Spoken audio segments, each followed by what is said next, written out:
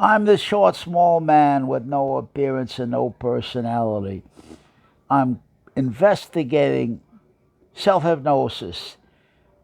It's an adjunct, but I'm wondering this would be a tremendous boon for a man like me, who's been a social pariah, an outsider all my life.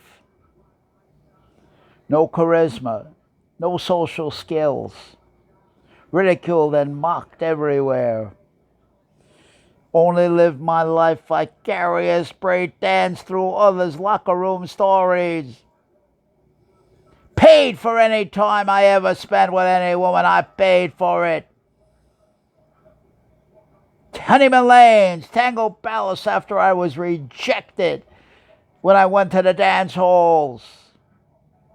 In Queens, in the Bronx, in Brooklyn. 92nd Street YMHA in the 60s.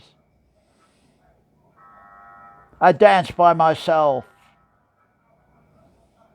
I always looked for the cool guy to set me up, to speak for me, to represent me, and gave him all necessary information to destroy myself, for him to mock and ridicule me.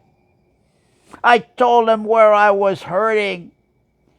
He could see it in my posture and my demeanor, and I told him so too. That's a masochistic personality. I called out to my sadist, so I called out to that pig, and he found me. The pig found me and drew in other sadists, other bullies. They joined in on the fun. But one thing I noticed, a bully needs an audience.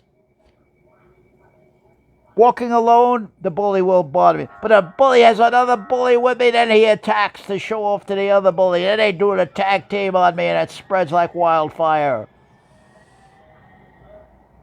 We want to use hypnosis, self-hypnosis as an adjunct to take a poor guy like this, and I'm talking about myself socially, and through vicarious pretense and the right suggestions and visualization.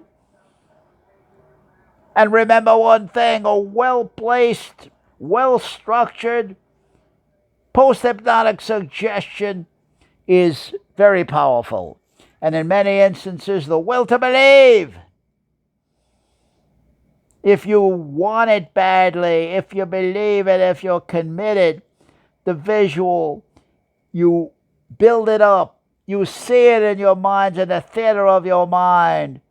You relax, you get down to a situation of complete, total numbness and relaxation. You create the mood. And you put yourself through these social experiences with a woman that you would never had in reality.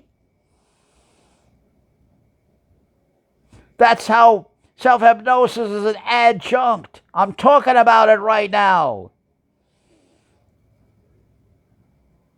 Is it possible? I don't know, because I've never been hypnotized. You only know by your own experience. I don't go by what somebody else tells me. That's his story. That's his experience. I got to go out there, encounter a confrontation, and get my own damn experience and talk from my own experience, not somebody else's experience, not from my hero. The hell with my hero. He doesn't know who the hell I am. Maybe I don't either. We keep taking the masks off that we wear out there to impress somebody. Who are we impressing?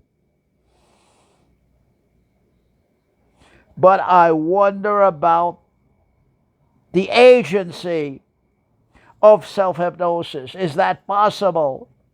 Can a man like me, who was always a social pariah, an outcast, rocked, ridiculed, insulted, and humiliated in every way possible, if I can use self-hypnosis creatively, potently, with the visualizations and the suggestions to create the social sexual experience with a woman that I never had in reality. Reality denied me all my life for many reasons.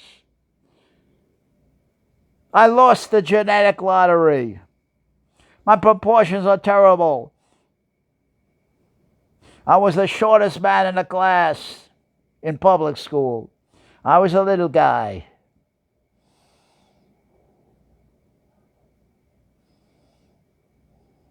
Always going to see what's the formula, what's the secret here, what does the cool guy know, what does the cool guy dress? What about my movie heroes, a Tony Curtis, and even an Elvis Presley? Probably the biggest joke of all was Elvis Presley. Probably the biggest joke of all. Incredible. Elvis would have sold his soul to the devil, to Colonel Tom, to make all those millions. Yes, he would. Colonel Tom was the snowman. Show business is snow business. Bottom line, everything's charisma, everything's politics, everything's sales. Period. I said period.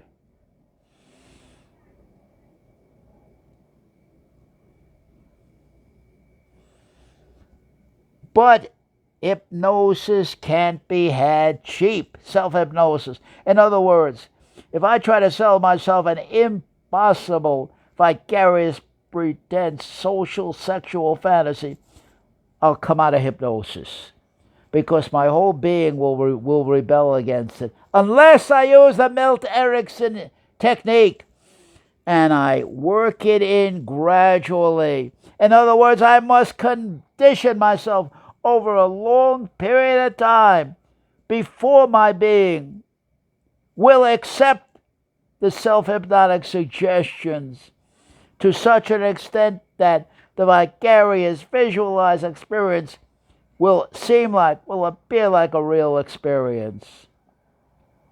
I'm sorry to be the one to tell that to you. This is not good news. You want the truth? You want reality? That's my job. If you want a fantasy, if you want phony income, you go to Tony Robbins.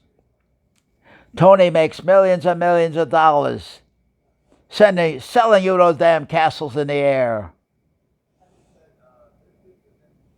How much escape can you take, my friend? How much bullshit can you tolerate, my friend? How many phony experts can you listen to who beat their chest and don't know what the hell they're talking about? You just have to press a little bit beneath the surface. But I didn't want to offend anybody. How does him do it? I'm talking about him myself. How do him go around his life while being a nice guy? I'm okay, you're okay. I don't want to offend anybody. Sir, did I offend? I'm sorry. I didn't mean to offend you. May I apologize to you? I take this moment to apologize. Thank you for talking. Oh, thank you Thank you for talking to me. I appreciate you spoke to me. Thank you, and thank you, and thank you. That's how I went through my life. How does a man live with himself when he does that? That's the question. That's the eternal probative that I have to answer. Nobody can answer that question for me. That's the eternal probative.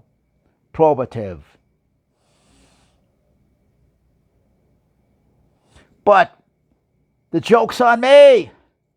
Life played the joke on me. I'm 80 years old, 1 foot already in the grave. Where am I going? What am I going to do? Who am I going to impress? Only in vicarious pretense, only in imagination. That's where self-hypnosis comes in.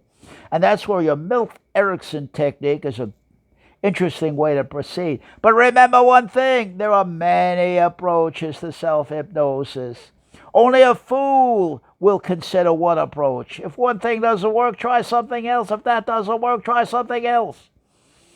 One formula doesn't work for everybody. I said it, remember, that's what I told you. One formula doesn't work for everyone. One sermon is not right for everyone. One lecture on morality, ethics, may fit this bum, but it's not right for the other guy.